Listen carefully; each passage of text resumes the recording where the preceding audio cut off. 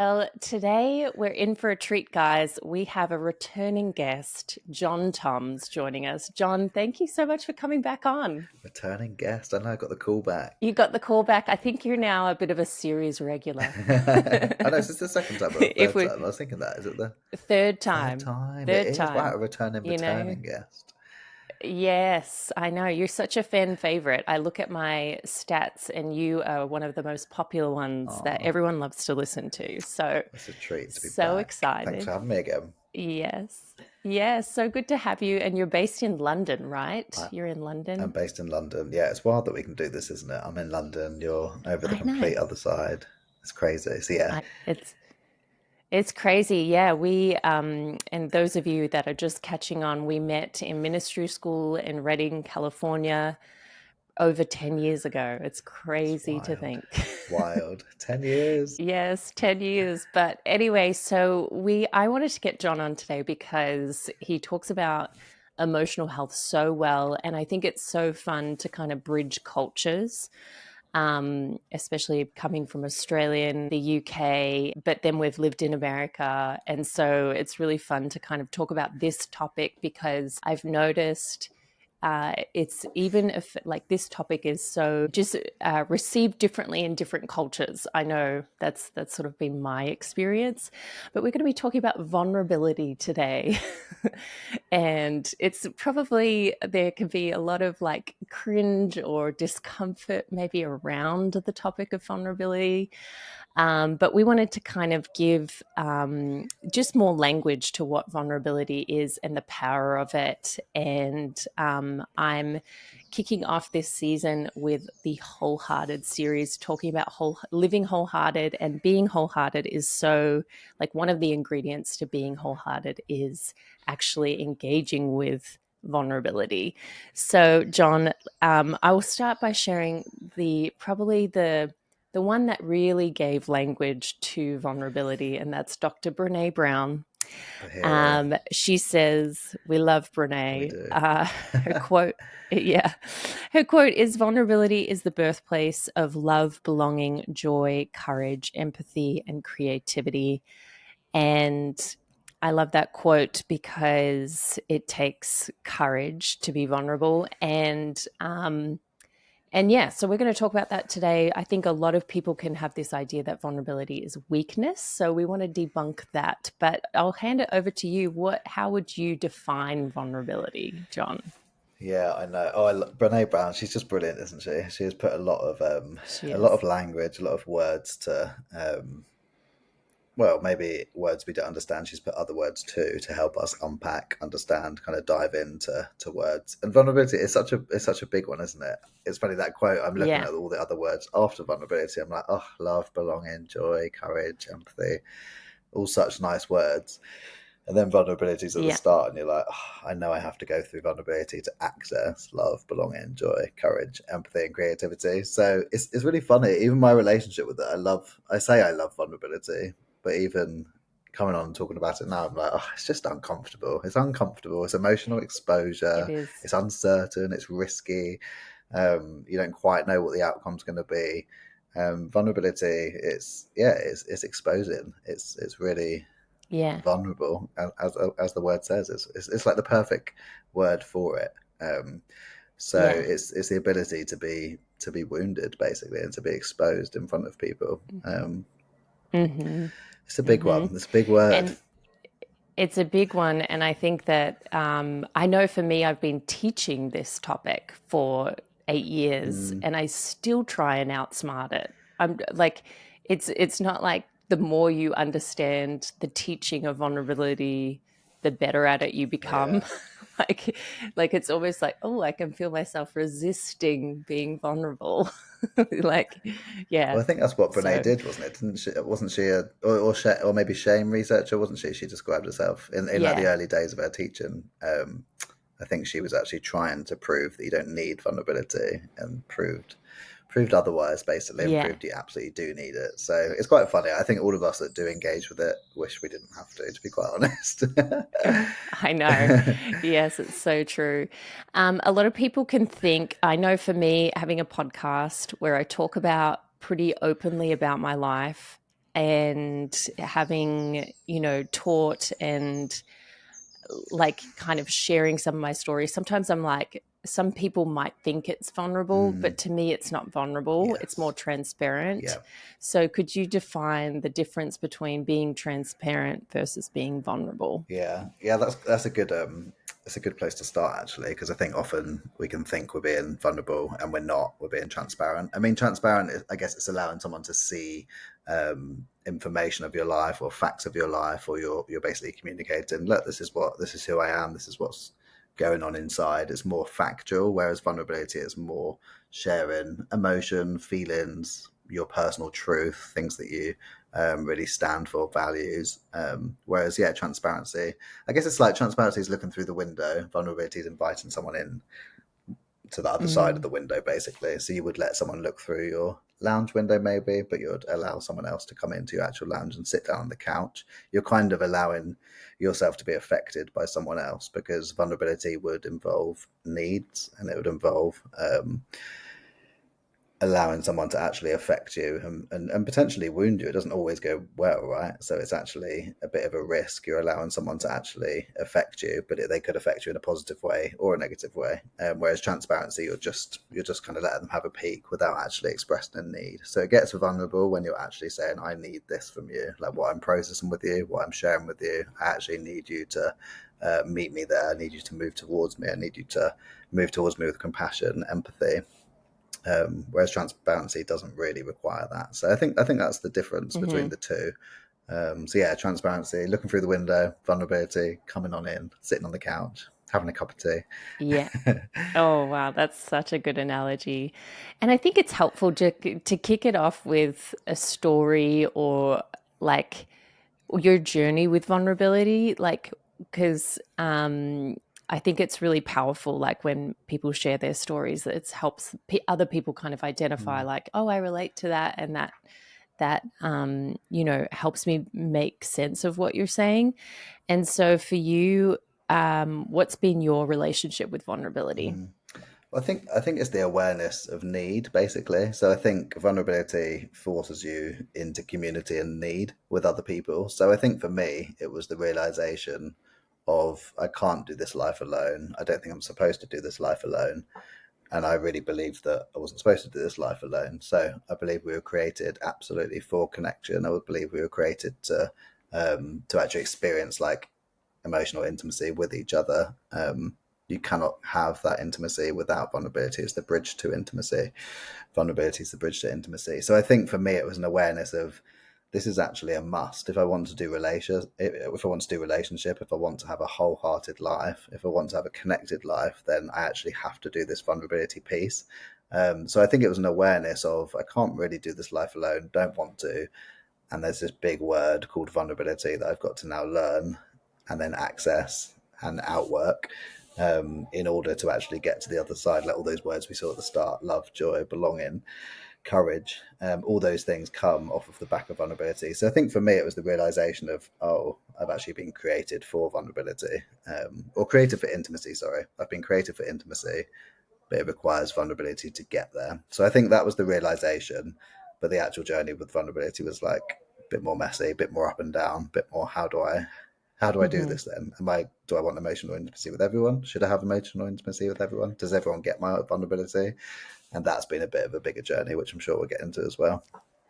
Yeah, yeah. I love that you're talking because I think that sometimes I mean, from counseling and working with students or clients or whatever, there can almost be this thing of like, okay, I've heard vulnerability will create deeper connection in my relationships.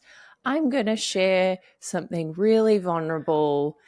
And then often it's like the Wild West out Yeah, there. And sometimes the response can be awful and you don't feel more connected, you feel further away.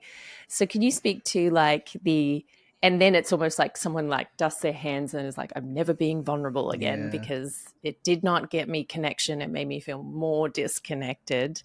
Can you speak to like the journey of experimentation with vulnerability and like some of the questions you addressed, which I love, was like, who do I be vulnerable to, and how do I navigate this? Like, how have Mm. you journeyed in experimenting with it?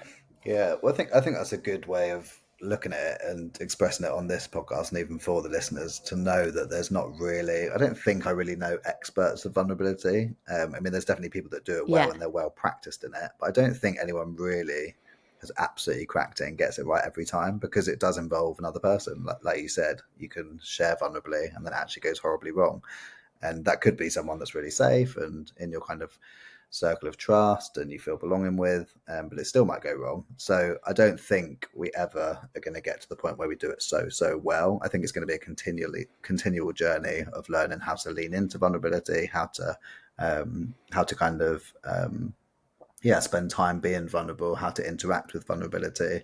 So I think it's definitely something that we absolutely learn and have to consistently sit in the tension of, even when it goes wrong. And it kind of breaks my heart when people do try it and then they're like, right, never doing that again because it goes wrong. So I just encourage people to have a real kindness and self compassion towards yourself in the kind of lean into vulnerability, because it's not always going to go well. And you could do it really well, because I feel like I did it really well 10 like all those years ago, because we were in an environment, and now it's like really different living in a city. And I was just having a chat Yeah. this week with my friend Ryan, and we were just saying like, gosh, it's actually so hard to maintain connection in a city, like in a busy city like London, because you're mainly just catching up with your friends every 2 weeks, every 3 weeks, every 4 weeks. So then to actually do vulnerability again can be really difficult. So I think it kind of, Yep. it's peaks and troughs, like it's ups and downs with vulnerability, and I think it's okay that we don't get it completely right every time. Yeah. hmm I think that like vulnerability, I think a good place to kind of practice it is in your counselor's office, probably, or Yeah. your therapy, like it's a safe space. Like Yeah. they want you to be messy and the most honest. Yeah. Like they want you to like overshare, Hmm. because ultimately you're going to get to the breakthrough with that level of honesty. And so tell me a bit about like some of the payoffs of vulnerability, like that you've seen in your personal journey. Like you've Yeah. mentioned some of them, like obviously Yeah. deeper connection with people, but like if you even related to like connecting to God, like Mm. how vulnerability plays into that. Hmm. And yeah, if you could speak to that. Yeah, I think you make a good point actually of when professional help is actually really appropriate and probably a safer space too. Because when I think of my most vulnerable moments, they probably were in therapy, where I've Yeah. gone to like the deepest place, because that person's literally paid and they're a professional at meeting a need, basically, which is empathy and move towards and compassion and helping you gain insight. That's what therapists are there for, to help you kind of gain insight into the depths of who you are. So I think in the kind of couple of years I was having psychotherapy, those moments of like, and it is so vulnerable. Like I was talking to someone today who wants to get Hmm. therapy, and I was like, I obviously highly recommend it, but it's deeply vulnerable, because you're literally going to the very depths of who you are, and they're kind of holding that space for you to do that. So I think there's sometimes where it's completely appropriate, and sometimes I'll process with people, and eventually I'll say, do you know what, I think you actually probably need to sit with a therapist and a professional. I think what you're trying to get in community is actually probably too much for your community to actually meet that need. So sometimes I'll advise people, I'll say, look, I can see you like trying to be vulnerable with your community, but your friends can't be your therapists, they can't be your counselors, they can't always hold that space. So I think it's kind of having a bit Mm. of self-awareness of like, okay, what are the depths that I'm going to vulnerability wise? Is it actually time to see a professional? But if not, and if because there's different levels of vulnerability, it's not always just the bad stuff where we're like, I did this, I have shame in this area, or I want to open up about this. Hmm. Sometimes vulnerability is like sharing a dream, or Yeah. deep joy about something, like that's vulnerable. So there's Hmm. different levels to vulnerability. So I think it Hmm. also depends on what type of vulnerability we're talking about.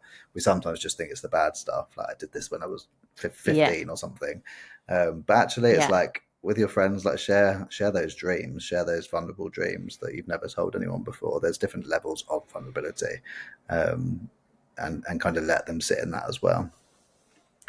Yeah. I heard recently that the second most painful emotion to experience is embarrassment and humiliation. Yeah. And I think a big thing connected to dreams and going after dreams, and why we kind of like get stopped short in pursuing that, is Mm. like the fear of I'm going to look stupid. Yeah. and I'm going to look, people are going to make fun of me, or the cringe factor. I Yeah. know when I first launched the Yeah. podcast and putting myself out there, I'm like, oh, cringe. And so I'd love to hear a little bit more about like our self-protection from pain, Mm, why we like some of the ways that we avoid being vulnerable. yeah. Like, what are some examples? Yeah, I think that's a really interesting stat about the shame or sorry, the embarrassment and the humiliation. I see Yeah. that actually patterned in people. Um, Yeah. they'll often share a memory that was so embarrassing or so humiliating, or you can feel them trying to avoid. And I think that was probably my experience as well. I can't think of specifics, but I can definitely, Mm, I can definitely feel that I had that kind of like shame, like embarrassment, humiliation, or don't want to. So I probably couldn't tell you the memories right now, but I'm sure I've mm, probably discussed them in my therapy. I think it's very real, and I think what that does hit on is the shame aspect of like I am not enough. Basically, so yeah. shame would say I'm not enough. Basically, you're not enough. That's what we kind of believe when we're partnering with shame, and when we believe that, we're shutting down, we're closing up shop in our heart, as it were. The walls are going up. We're disconnecting from our heart. We're numbing all of the bad stuff, basically, that then makes vulnerability really hard because intimacy can't get through walls and it can't get through Mm, numbing. So I think it often just links to us then feeling shame, basically, which is never fun. And I think that's the saying. Maybe Brené Brown said that actually. The vulnerability is the antidote to shame. I think that's what mm. she kind of Yeah, said. I think so. So it is what will take you out of it. But those things, yeah, they do. They kind of trap us in that kind of shame space and that shame spiral, as it were. But that was never the plan, really. And that is where I don't think I asked the question about God and kind of intimacy with Him. That Mm, is where we're able to really be like going back to our identity and being like, God, who is it? Who is it that you say I am? Like, whose am I? Not just who I am, but mm. whose am I? Yeah, And we have a perfect Father who unconditionally loves us, that we can be deeply vulnerable with. He knows all of our stuff already, so it's kind of an easy one to say, well, here it is. yeah. Here's everything. Here's my whole heart. So for me, when Mm-hmm. I'm shutting down, I will often go to the Father first, because it is it's almost like a get out of jail card, free card. You're like, okay, I know I'm in this like Yeah, numb space. Let's yeah, go to the kindest person I know, and that's the Father, just to yeah, soften up my heart. And then I can often go to a friend after that. Because there's nothing better than going to a close friend and a good friend as well. Like if that's someone you trust, you feel safe with, you've built trust with over the years. Um, yeah, I'd never recommend being vulnerable with someone you've just met necessarily, but yeah, actually, there's a beauty in history, and there's a beauty in time with each other, and there's a beauty in building trust, basically, and safety. yeah.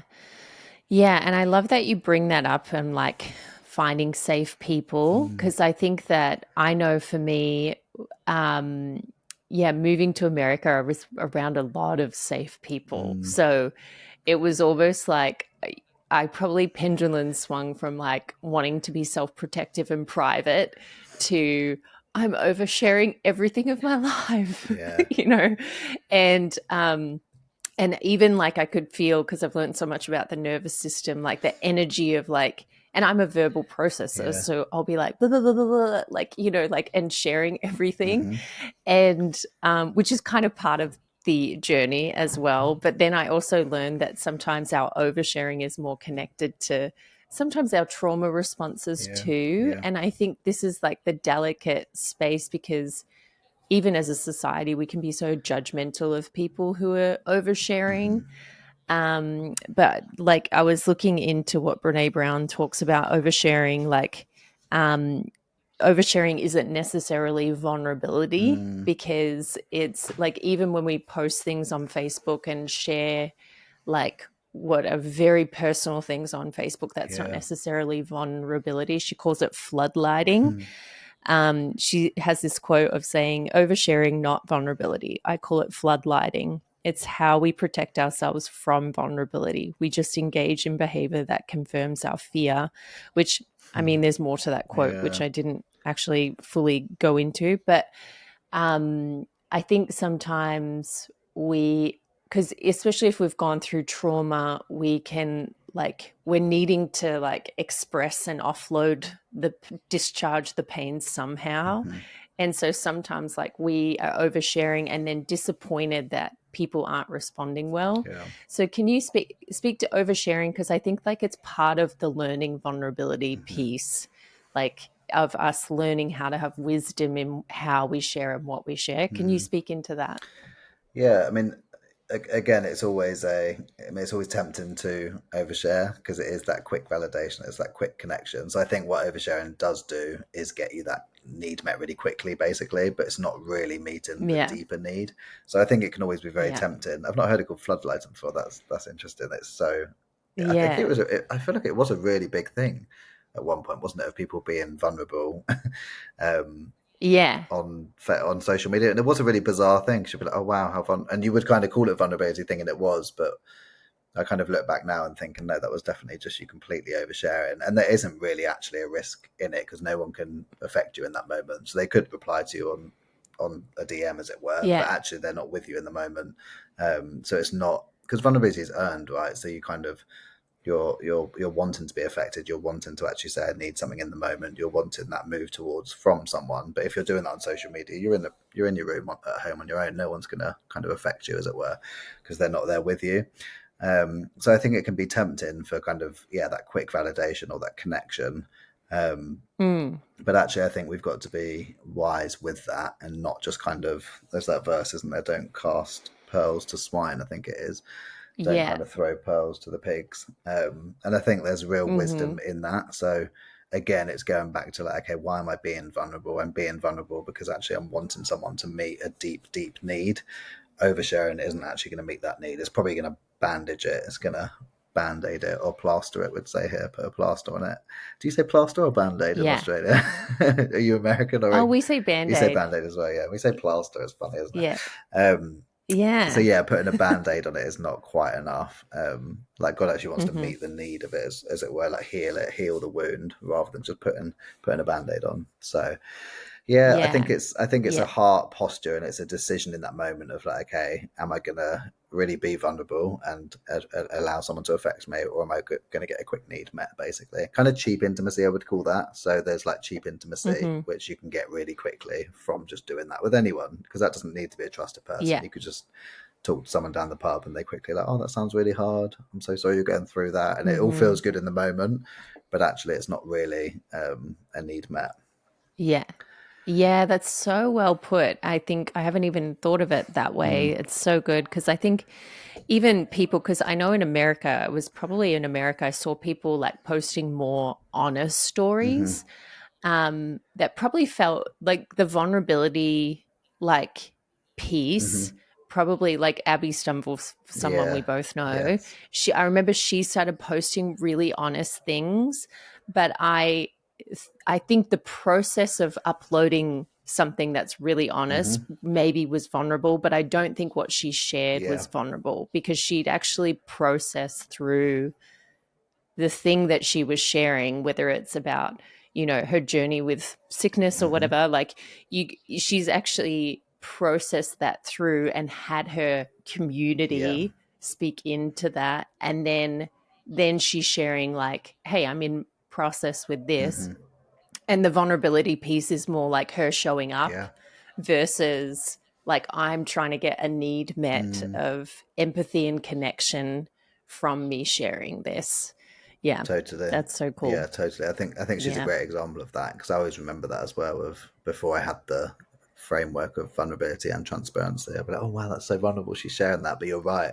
She was already well through that season. She'd already done the work. She had already shared with people she trusted because it's courageous, but it's also boundaried vulnerability. It's like there needs to be Yeah. boundaries with vulnerability. So it would be inappropriate really to stand up on a stage or share on social media something that you do require need almost from the kind of audience, as it were. So yeah, Yeah. there's got to be discernment in sharing. There's got to be discernment in Yeah. who's earned trust, who's actually built trust with you. Is that person capable of Yeah. holding the truth? Mm-hmm. Yeah. And you are such a safe person yourself. Like, I'd love to hear, and I'm sure a lot of your community, you're probably the place that people come to confess to or be like honest about their lives. And what are some ingredients you've learned about being a safe place for Mm, people to be vulnerable to you? Like, what are your, when someone's like getting ready to tell you something, like what's yeah. happening in you to cultivate safety? Yeah, I mean, I think when I look at other safe people, I look for people that have processed pain and that are not scared of pain and are okay with holding pain, basically. So I don't think you can really. I think the only reason I'm safe is because I've done pain. Basically, I've processed pain Yeah. myself. I've not ran in the opposite direction from it. Well, consistently, I have sometimes, but eventually I'm Hmm. facing that pain. So I look for people that are Yeah. okay with pain themselves, because if you're not okay with pain yourselves, you're probably not going to be okay with other people's pain. Um, so yeah, I think it's kind of again discerning in the moment. I'm aware. I'm like, okay, I think they're going to share something quite vulnerable. This could be the first time they've ever shared it. This could be, um, this could be a really big deal for them. So I'm trying to basically empathize in that moment. I'm trying to kind of observe and analyze like their eye contact or their body language, and then I'm thinking about mine as well. I'm thinking about my tone. I'm thinking, am I listening?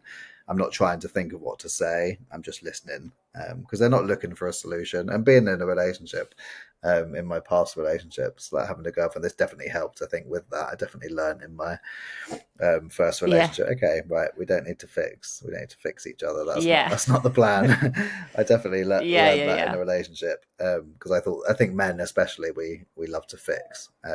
But actually, it's Mm. very rare when someone's opening up that they're looking for a solution. They're actually just looking for some validation.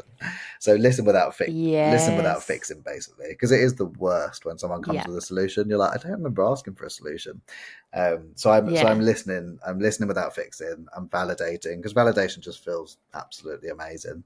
It really does kind of Mm. meet the need because you're suddenly like, oh wow, like I'm not crazy. I'm not crazy for thinking this. So I'm looking to validate, and that's even if I don't relate. Um, and you don't Yeah. want to relate too much in that moment because it's not about you. So you're not trying to say, "Oh yeah, me too," and then Yes. kind of stealing the show, as it were. You're Yeah. you're listening without making it about you. And sometimes it can be nice to be like, "Okay, that's me as well," but you're just discerning when that's appropriate and when that's not because they might have more to share, basically. And then just asking questions like follow up questions. I rarely give advice. Um, yeah, I don't know why. I just don't anymore. Really, I think I used to give quite a lot of advice, and then I suddenly thought, Yeah. why do I think I know what's best for someone else? Because even if it's like what was best for Yeah. me, I just it might not be best for them. So I really rarely give advice. I mean, Hmm. I often will just ask questions basically, and try not to assume Mm. basically, but I'll just ask leading questions to Mm. get them to connect to their heart, and maybe Yeah. reflect back what they're saying. But I think safe people are really really important, and I've had to learn how to do that. I've been grateful to have those people in my life, and I think I've kind of observed them over the years, and I try my best to be safe myself basically. Yeah. But again, that's relationship with the father, right? He's the safest person I know, so time with him really helps me understand and hold space for other people. And he's the most compassionate, he's the most kind, he's the most genuine, the most authentic. So if I can reflect like a tiny part of the father's heart in those moments, I know he would want to sit with us. I know he would want to give us eye contact. I know he would change his tone. I know he would be really caring and move towards us, not away from us. So the things I know about the father, it's like my greatest joy to try and at least, um, yeah, be as much like him as I possibly can be. Um, yeah, I think that's such a gift to be able to understand who he is and try and move like Mm. he does, basically. Yeah. Yeah. That's so good. Tell me a bit more about what validation is.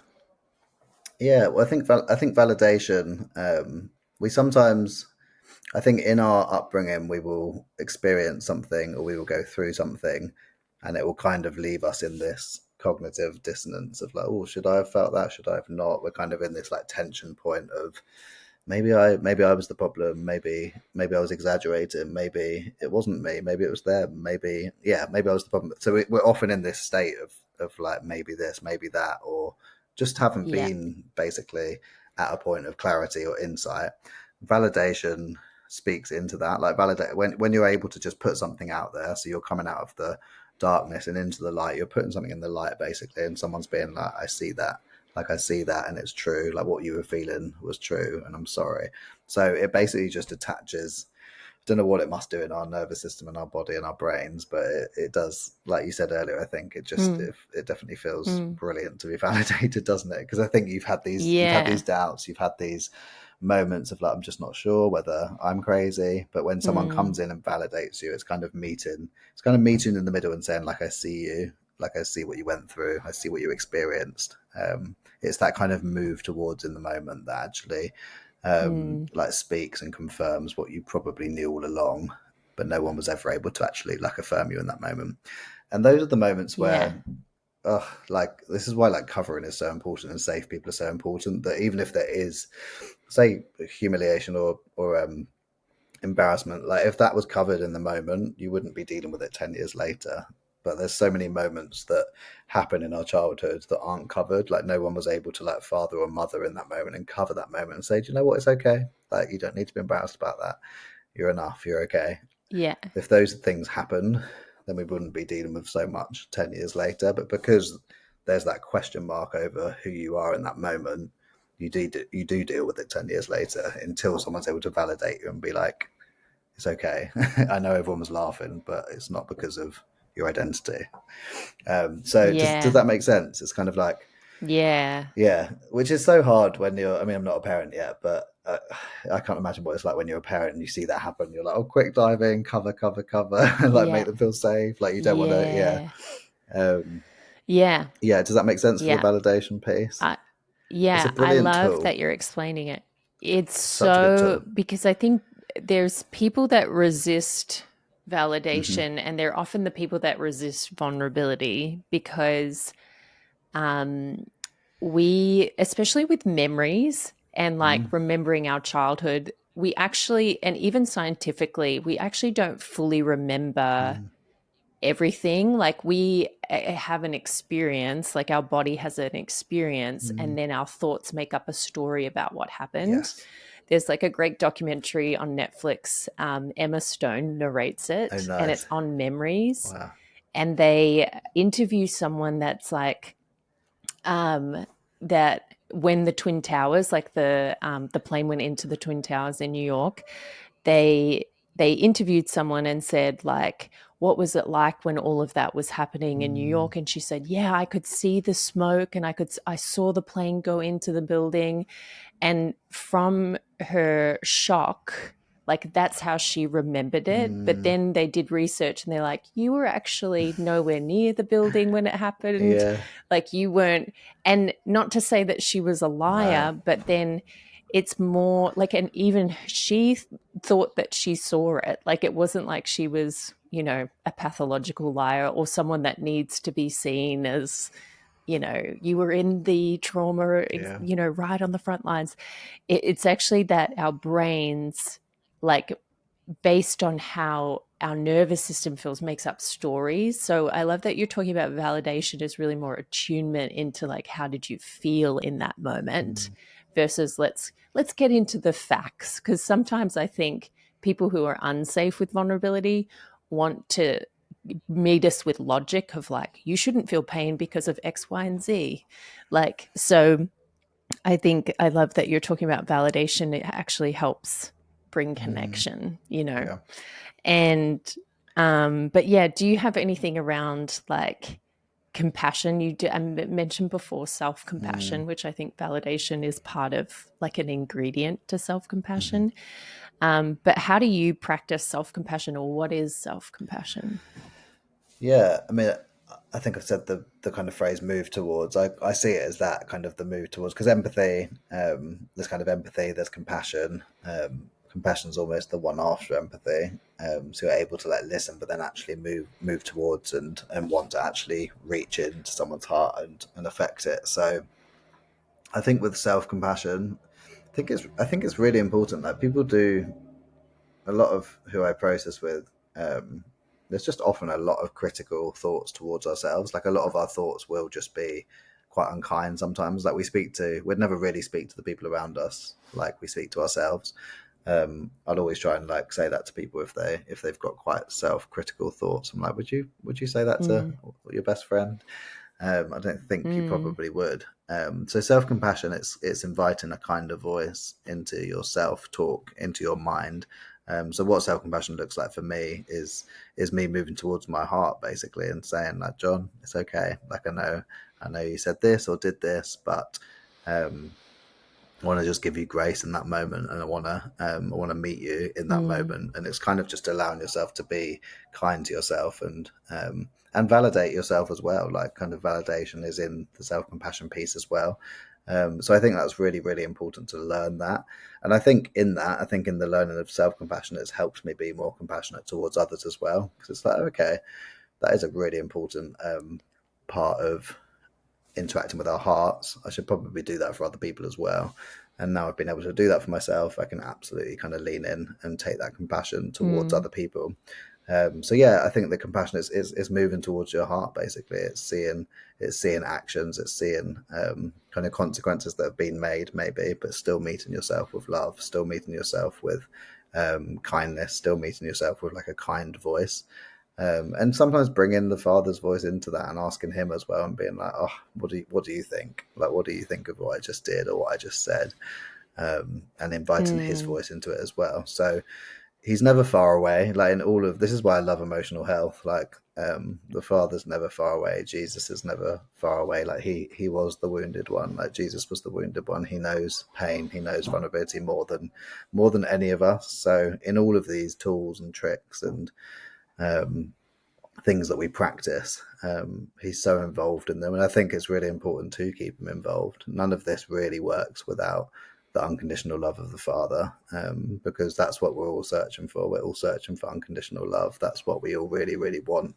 We've been created to be loved. He can do that the best, but it's amazing that we get to do that with each other mm, as well. It's so beautiful. I love that. Um, I think just practically, what are some like? Do you know? Like, I'm about to ask this question, but I know that I've failed in this area with Yeah. people. Like sometimes it's like, like I've not shown up the greatest Hmm. when someone's vulnerable or whatever. And I think sometimes it's like we need to set people up for Hmm. success when we're vulnerable. It's like seeing if they have capacity to talk through at Yeah. that Yeah. point. Like I think, well, I have two questions is like the first one is like how do we set people up for success? Like we see people in the comments sharing like on social media like their most personal things or Mm, I'm struggling with this, but it's like, oh, you're not going to get that tended to and real care yeah. by putting it in a comment Yeah. necessarily. But like how do you set people up for success with vulnerability, but then also like maybe some don'ts with maybe when someone's sharing something vulnerable, like yeah, like what, yeah, some do's and don'ts around people sharing with us. Yeah, no, it's good. It's good to get practical. I think honestly, like Yeah. increase the communication always. So I think whenever you're involving someone else, like just think about your communication and try and increase it basically. So Yeah. because sometimes you'll have a need in your head. You're like, okay, I want to meet up with my friend to talk about something vulnerable. So I'm going to text them being like, do you want to meet up? And then you meet up and they don't talk about your vulnerability and they just talk about themselves the whole time. And you come away and you think, I can't believe it. Can't believe they didn't ask me how I was. Can't believe that they didn't let me be vulnerable. But they have Yeah. no idea. They have no idea that that was your need. No idea that that was your desire.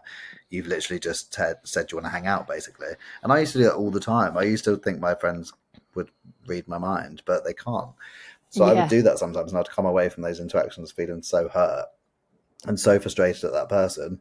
But how would they know? So I think just a practical one on kind of friendships. When you're texting that friend to say, "Can we hang out?" Be specific. So text them saying, "Hey, I'd love to hang out. I'm processing something quite hard at the moment. I'd love to just be a bit vulnerable with you, um, and maybe have your thoughts. Is that have you got some time?" Or I will often like, or if you don't want to be Mm, that clear, just be like, "I'd really love some quality time with you," because it's quite fun. Even like just texting mm, someone to hang out is actually a level of vulnerability, right? But then saying like, "I want some yeah. quality," I'll often say that to my friends. Sometimes I'd like just to be kind of clear. I'm like, "I'd love some quality time with you." and they normally know what that means, basically. So it's kind of like naming what you actually need from your friend, and that kind of builds honest communication and opens the door for kind of deeper connection with friends, and also just puts them in a state of like, oh, okay, like Jon actually needs something in this moment, I better show up, which is ideal.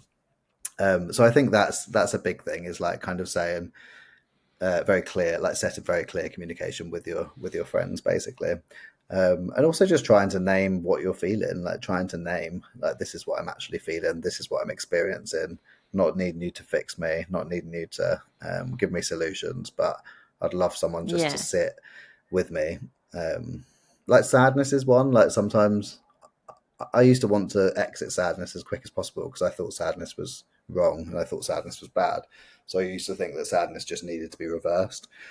Whereas now I'm like more than happy to be sad for however long I need to be sad for, basically. Not to like wallow in it, but I will often sit in sadness for a few hours or an evening or a morning, and I'm okay with that. I don't always want to do that on my own. So sometimes it could just be texting a friend and being like, feeling really sad. I'm okay with that, but can you come round and like hang out with me, basically, and not talk about anything, but just kind of be sad. And that's kind of Yeah. vulnerable as well, because Yeah. but it builds trust, and it also builds like a understanding of each other, and it allows you to be known. I think what vulnerability and intimacy does breed is the ability to be known, and you can't be fully known unless you're um, letting people know you and you're actually showing who you are. Because there's a difference between being seen and known. Like being seen isn't going to Mm. meet that emotional intimacy, whereas being known really is. So I think it's allowing your friends to Yeah. really know you and get to know you. So the next time you're sad, they will just text you and be like, "Oh, do you want to talk about it? Do you want to come out of that sadness, or do you want to sit in that sadness?" Um, and then also like practically with Mm. like, because I don't know how it is in Australia, but in England, compliments and kind of affirmation would never be received necessarily. But I think get really good at receiving compliments and love and Yeah. affection and affirmation. Like be the best. I always say to people, be the best receivers. Like be a funnel for his love and be a funnel for people's love. Because if it's there, like take it and receive it as much as you can. Because I think naturally we will often give that to other people, but it's Mm. harder to kind of receive love. So I just tell people to be Yeah. the best receivers of love, basically. Like freely we give, freely we receive. So be Yeah. good That's receive, such a yeah, great be good point. receivers of love. Yeah. Because we can kind of move through the earth feeling like, oh, I'm not really loved, or Yeah. we think that love looks like romantic love, Hmm. and so we feel like, oh, our needs won't get met until this specific thing happens. Mm, And it's like, oh, there's love coming at you all the time, yeah. but we just haven't learned to receive it Yeah. or like been open to it. So that's such a great point. Yeah. Love that. Oh, I love it, and even just small, and So, even like small, consistent acts as well. Like, don't if this is the first time you're going to try, if you're a listener and you're thinking, "Oh wow, I need to be vulnerable," don't feel you need to like bear it all straight away, but just actually kind of test. And I yes. will often like when I'm building new friendships, I'll often kind of test the water with people and be like, oh, "Okay, let's see if they can handle a bit of vulnerability here, a bit of vulnerability there." I'll kind of like push the boundaries with them and see how they respond. So I think small, consistent like acts of vulnerability or acts of honesty with friends that will build trust over time. Mm. So don't rush into vulnerability or even like depth and connection with friends. Like do it can be exciting sometimes building new friendships, but you'll see that happen quite a lot sometimes. Super intimacy within like 3 months, and then before you know it, they're not friends anymore because it was just too much too soon. Yeah. So I think kind of build trust, build safety, build that vulnerability over time, and kind of observe how your friends handle that and if they can handle that, because it's got to be based on trust for it to feel safe. Yeah, and I think like even you're making me think of dating, like Hmm.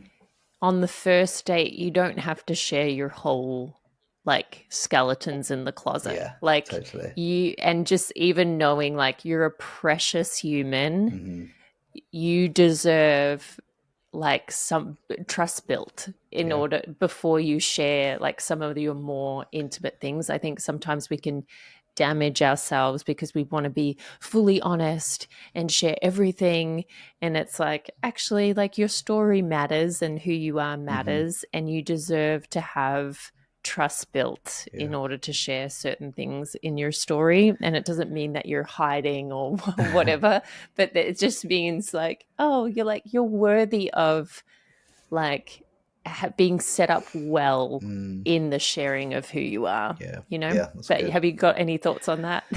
Yeah, I think it is. I think it's you just spoke about being worthy, and I think it is knowing your worth. So I think you're not trying to get a quick Yeah. fix. You're not trying to get a quick bit of Yep. intimacy. You're worth people's time. So actually, the time spent, you're worth that time. So actually, it's looking at the kind of long term of what this friendship could look like, and probably will look like, but knowing that um, you're worthy of not like a rushed relationship, and you're worthy of, again, Yeah. go back to that cheap intimacy. It's not that you're looking for. You are worth having a closeness and an intimacy with people, and you are worth them doing the work and you doing the work. It's always going to be a kind of shared thing, but there's going to be sometimes when you're the one doing the work and sometimes when they're the one doing the work. But most relationships, or like healthy relationships, we're looking to do that like long term, basically. So yeah, I Mm-hmm. think definitely it's Yeah. tied to our worth, it's tied to our identity, it's tied to our view of ourselves, which is why identity is important in all of this. I think vulnerability will be really hard if you don't value yourself,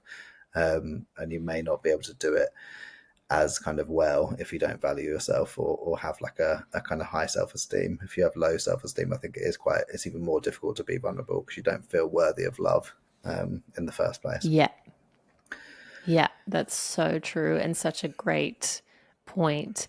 I think from like taking away from our conversation, you've brought up so many great Mm. things. And I think there's like, if we engage with vulnerability as an Hmm. experiment and going gently, slowly into it, and learning how to, I think I always get my students when I teach on vulnerability to think about what they want someone to do when they share something Yeah. vulnerable.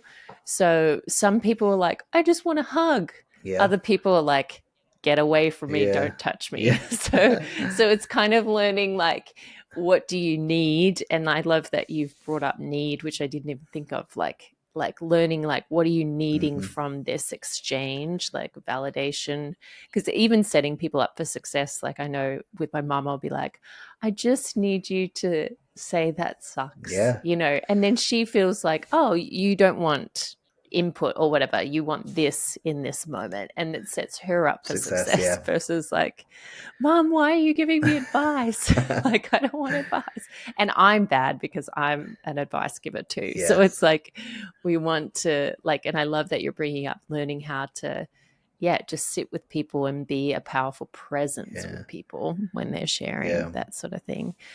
But I'd love to hear any final thoughts on vulnerability in closing, like to Mm. build a case for do it more.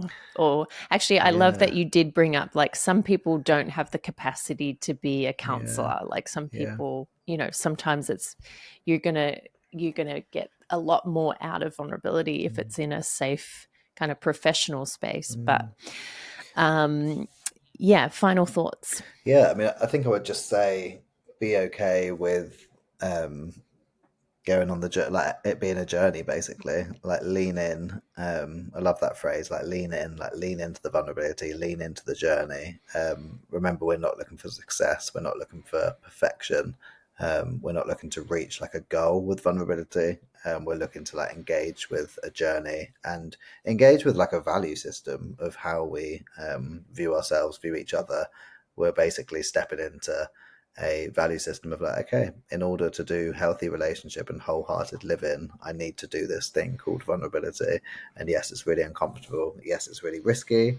Yes, it doesn't always go well, but actually, in order for me to sign up to this connected life, which hopefully your listeners want, I've got to do this thing called vulnerability. So yeah, I would encourage your listeners to lean into vulnerability, lean into the journey of vulnerability. Don't expect to get it right all the time, and be okay if you don't get it right all the time. That is the reality of vulnerability. But actually build a relationship with it, get to know yourself, and don't be afraid to teach your friends. Like you just said about saying to your mum, like I used to want people to like read my mind, but actually it's sometimes really nice to say, I just need you to validate me in this moment. And then they do that. And that's what you needed. You needed them to do it, not for them to guess. that they needed to do Mm-hmm. it. You actually just needed them to do that validation. So don't be afraid to actually teach your friends how to interact with your heart. Mm-hmm. Yeah, that's so good. And it's so powerful when that exchange Mm, happens because you're like, oh, and then you just feel so much more connected to yeah, the other person and so much more like a load off your heart. Like, and I think that vulnerability is such an antidote to like loneliness, yeah. learning how to do that. Hmm. Um, yeah, but anyway, thank you so much for coming Oh, on. thank you. You're such a fan favorite. Always love our conversations. I know. And I just highly encourage uh, all the listeners to go follow you on Instagram because you just create so much joy on the Oh, platform. So I'll be putting your Instagram handle in the show notes. But oh, thanks thanks. so much for coming on. It's been so fun Of connecting with course. you about this Yeah, topic. thanks so much for having me for the third time. I appreciate the call back. I know. So cool. Awesome. Thanks so much, Thank Jon. you.